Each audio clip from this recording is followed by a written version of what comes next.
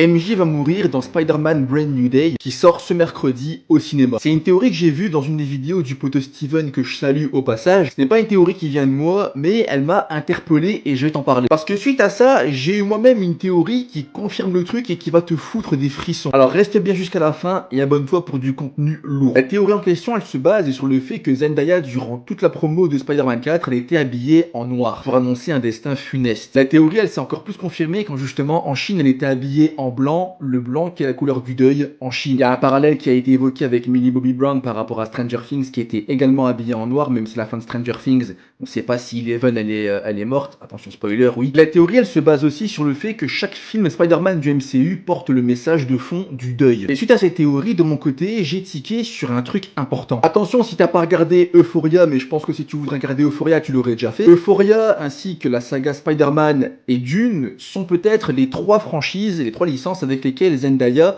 a eu le plus de temps d'écran. Shake It Up, je le mets entre parenthèses, tu dis bien. Il faut savoir que dans Euphoria, qui est sortie cette année, hein, la saison 3, la dernière saison est sortie cette année, là c'est la série finie, le personnage de Zendaya, donc Roux, est mort. C'était déchirant, mais c'est fait. Ici, pour Brand New Day, avec ce que je t'ai évoqué au début de la vidéo, juste le fait que possiblement Spider-Man va souffrir et voilà quoi, ça pourrait être le cas pour MJ. Et autre chose d'important, c'est qu'à la fin de l'année, t'as Dune partie 3 qui sort. Officiellement, c'est le dernier film réalisé par Denis Villeneuve qui va conclure l'arc de Paul Atreides. On sait pas si la suite va être reprise ou non, mais Denis Villeneuve va s'arrêter là. Et forcément, il y a Zendaya dedans qui joue Shani. Il faut savoir que dans Dune partie 3 qui adapte le roman Le Messie de Dune, Shani, elle meurt en accouchant. Je t'avais dit que ça allait te foutre des frissons. Alors pour autant, je crois pas tellement à la mort de MJ parce que Tom Holland et Zendaya, c'est un couple qui est trop bankable pour vendre un film comme Spider-Man. Mais la théorie que j'ai vue sur la toile, sans mauvais jeu de mots, plus la mienne, il y a un truc. 2026 marquerait la fin des personnages majeurs dans la carrière de Zendaya. On le sait qu'elle emploie avec Tom Holland, elle va se marier, elle va être enceinte, je sais plus trop quoi, donc pourquoi pas. Il me semble qu'ils avaient parlé de faire une pause, donc voilà. Surtout que si tu regardes bien que ça soit MJ dans Spider-Man ou dans Euphoria, on est sur des personnages qui étaient présents depuis